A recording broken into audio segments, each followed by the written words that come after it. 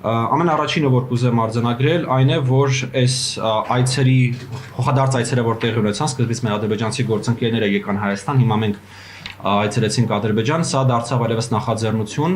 նախաձեռնությունը կոչվում է խաղաղության կամուրջ նախաձեռնություն եւ մեր նպատակն է այցերը շարունակական լինեն, այսինքն սա ոչ թե մեկ անգամյա ակցիա լինելու, այլ լինելու է շարունակական ֆորմատ, լինելու են թե Հայաստան այլ այցեր ադրբեջանացի փորձագետների եւ քաղաքասարակության ներկայացուցիչների, թե Ադրբեջան այցեր Հայաստանի քաղաքասարակության ներկայացուցիչների եւ փորձագետների։ Ինչպես տեղյակ եք, սա պատասխան այցներ, որ տեղի էր ունեցել մեկ ամիս առաջ ադրբեջանական այցինի պատասխան։ Ես համացանցում տեսա, որ բավականին ակտիվ քննարկում են որոշ տեխնիկական մանրամասներ այցի, մասնավորի այնտեղ ինքնաթիռով գնալը։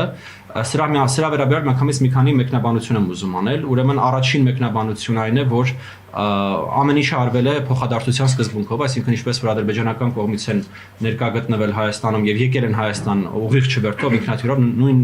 ուրեմն որոշումը կայացվել է իրականացնել նաև հայկական կողմից, սա առաջինը։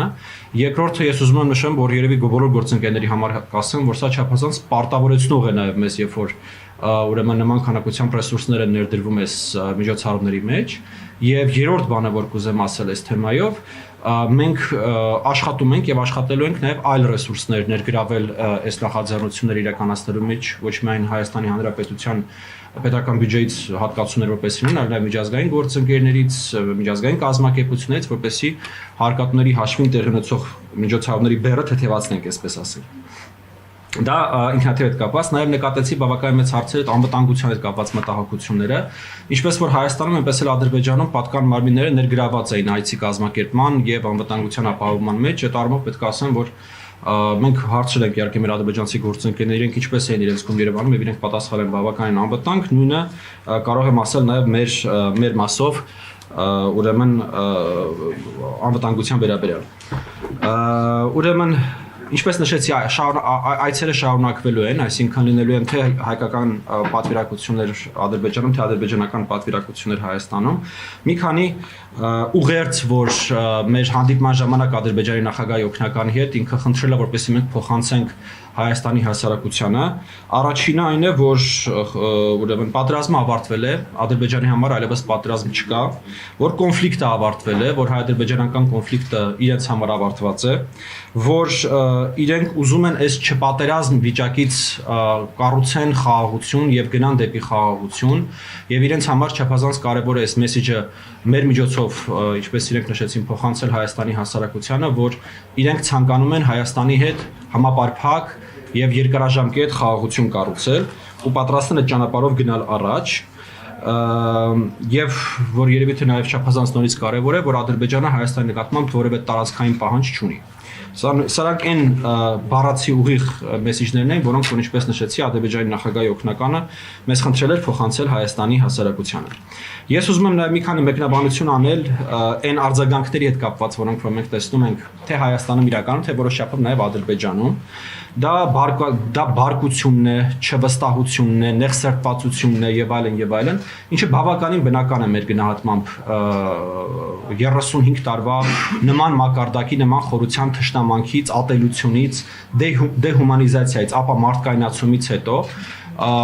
երևի հայ-ադրբեջանական կոնֆլիկտը միակ կոնֆլիկտը չէ, որտեղ այս ֆենոմենները տեղի ունեցել, բայց ինքը իր ատելության մակարդակով եւ թշնամանքի գեներացման մակարդակով ինչ որ չափով նաեւ այո ունիկալ կոնֆլիկտ է եւ մեզ շատ մեծ աշխատանք է սպասում այդ հարցերը լուծելու եւ այդ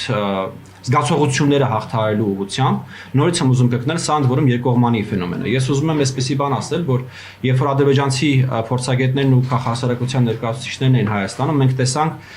իրենց նկատմամբ, այսպես իրենց նախկին հայտարարությունների, իրենց նախկին ելույթների, իրենց նախկին գործողությունների վերհանում եւ դրանց հրապարակայնացում ասում, այս մարդիկ են խաղաղության կառուցողը։ Ես ուզում եմ ասել, որ նույն բանը եղավ նաեւ մեր հանդեպ Ադրբեջանում, այսինքն երբ որ մեր նախկին հայտարարությունները, պատերազմի օրերին արած հայտարարությունները, պատերազմի օրերին արած գործողություններն էին, այսպես տարբեր ադրբեջանական լրատվականներով եւ տելեգրամ ալիքներով շրջանառում, ասում, այս մարդիկ են եկել մեր այդ խաղաղություն կառուցելու, ու սա գիտեք բնական ֆենոմեն է։ Հիմա ոչ մեկ ոչ Հայաստանում, ոչ Ադրբեջանում երկնքից չի, չէ, որպեսզի այսպես նոր խաղաղություն սկսի կառուցել կամ ոչ մեկ ի սկզբանե եկեք անկեղծ խոսենք, էլի, այտենց ամբողջությամբ այդ գծի մեջ մի քանի հոգու բացառություն երևի հաշված չի եղել։ Այնպես որ ակնկալել, որ լինելու են մարդիկ, ովքեր որ միշտ խոսել են եւ միայն խոսել են հայ-ադրբեջանական խաղաղության կարգավորման մասին, երևի թե միամտություն է եւ այո, ցանկության դեպքում երկու կողմերն էլ դա կարող են գտնել, դա կարող են բարձրաձայնել, հրապարակայնացնել եւ որպես խոչընդոտ ներկայացնել։ Բայց այս առումով ես կարծում եմ, որ մենք հիմա ունենք հնարավորություն։ Այդ հնարավորությունը եւ եթե դուք նկատել եք մեր բոլոր մամլո հաղորդագրությունների մեջ մենք հղում ենք անում օգոստոսի 8-ին եւ Միացյալ Նահանգներում ստորագրված հռչակագրերին եւ պայմանավորվածություններին։ Այդ հնարավորությունը կարմիր գիծ քաշելն է եւ այդ կարմիր գծից այն կողմ աշխատելն է։ Այսինքն եթե մենք հիմա հավերժ գնանք հետ, գնանք անցյալ, գնանք պատմության մեջ, ով երբ ինչ ասել, ով երբ ինչ արել, ով երբ ոնց է վարվել, դա մեր գնահատմամբ ուղղակի ճանապարհա դեպի ոչ միտեղ եւ այս առումով ես պետք է արձանագրեմ, որ նաեւ կա որոշակի փոխըմբռնում մեր ադրբեջանցի գործընկերների հետ այս թեմայի վերաբերյալ։